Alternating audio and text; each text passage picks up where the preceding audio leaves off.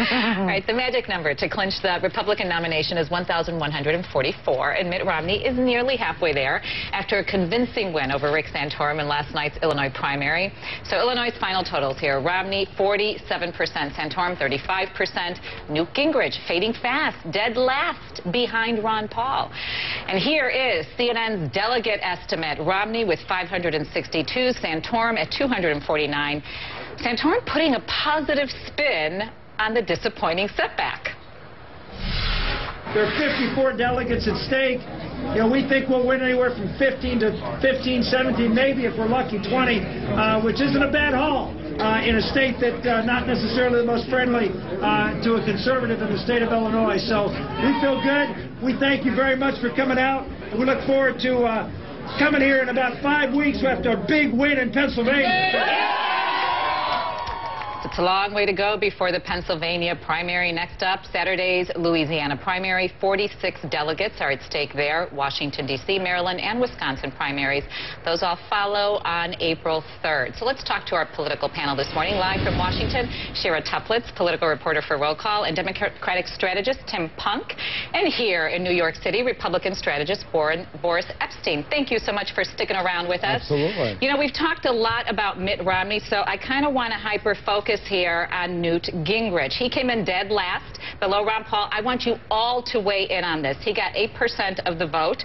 Reports that his campaign is in serious debt. This is according to Reuters. They say he owes a lot of money to a lot of people. Plus, listen to what he said on Fox News last night. Phase one has to be stopping Romney, because the fact is, if he gets 1,144 votes, he's the nominee. Fair and square, it's over. All right, but looking at the delegates, Gingrich is over 100 delegates behind Santorum. He won 0 delegates last night.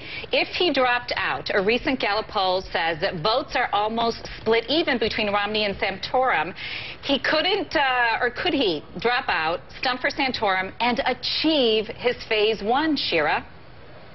I think if he drops out, it's actually not going to make as big of a difference as a lot of people think it will. Look, he only got 8% last night in the polls.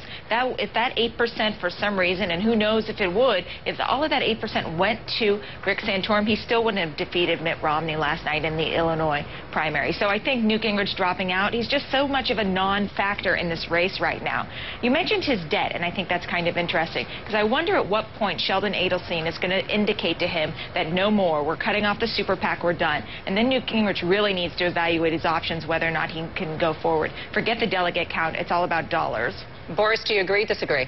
I'm having a conniption fit because I don't understand why Newt Gingrich is still in this thing. It just makes absolutely no sense. Yes, he does have a message, but that message has been completely muddled by his own negativity, talking about overspending and on spending, talking about Mitt Romney spending 7-1. Why is that a bad thing? That's the same thing as talking about the Yankees spending too much to win the World Series. In the end, you win, and winning is a good thing. So Mitt Romney's spending is a good thing because, as was said in the last hour, that makes him also the strongest candidate to go up in November, because he'll have the money to compete against the Obama machine that wants to have $1 billion against the Republicans. I think that was Shira's point earlier, which I thought it was a really good one. Tim, I know you're a Democrat, but I'm going to let you weigh in on this one. Well, look, I think it was interesting to me that Gingrich said the #1 priority has to be stopping Romney. If he wants to stop Romney, I think the best thing that he can do for Rick Santorum is drop out of the race. And I disagree with Shira a little bit here. I've actually seen polling that suggests that Gingrich's supporters would go to Santorum in more than a 2-to-1 ratio.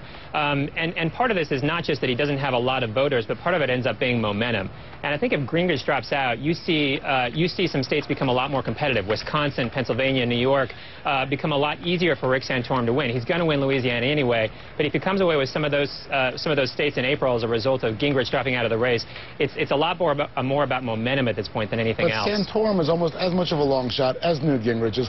Newt Gingrich drops out. A lot of those Gingrich supporters are old Republican Party stalwarts, so they are not going to go to Santorum because they know he cannot beat Obama. He'll be a loser in November, not just presidential, but Senate, House, and local tickets. It's a bad thing. Newt Gingrich supporters will not go overwhelmingly to Santorum. Well, that's kind of what the polls say, right? But sometimes the polls aren't on track, right, Shira?